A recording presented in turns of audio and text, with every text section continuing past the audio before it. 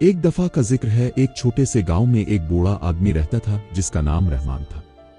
रहमान बहुत गरीब था, लेकिन इसका दिल बहुत वसी था।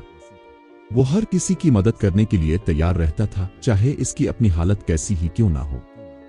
एक दिन गांव के करीब जंगल से गुजरते हुए रहमान ने एक जख्मी कुत्ते को देखा। कुत्ता बहुत कमजोर था और उसका एक पैर जख्मी था। रहमान को कुत्ते पर तरस आया और उसने अपनी कमीज का एक टुकड़ा फाड़कर कुत्ते के जख्म पर बांध दिया। फिर वो कुत्ते को उठाकर घर ले आया। रहमान ने कुत्ते की देखभाल की, इसे खाना दिया और उसके जख्म को रोजाना साफ किया। कुछ ही दिनों में कुत्ता तंदुरुस्त हो गया।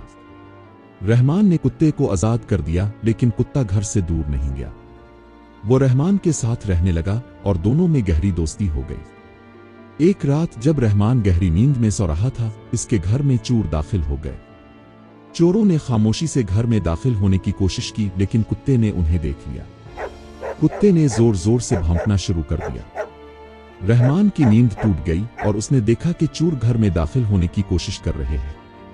कुत्ते की भौंक की आवाज सुनकर गांव वाले भी जाग गए और चोरों को भागना पड़ा। रहमान ने कुत्ते को गिले लगा लिया और कहा, तुमने मेरी जान बचा ली। मैंने तुम पर सिर्फ एक छोटा सा एहसान किया था, लेकिन तुमने इसका बदला बहुत बड़े तरीके से चुका दिया।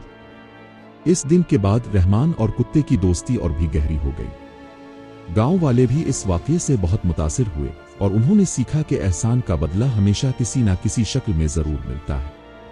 इखलाकी सबक: एहसान करना कभी ज़ाया नहीं जाता, चाहे वो छोटा हो या बड़ा, नेकी का बदला हमेशा मिलता है।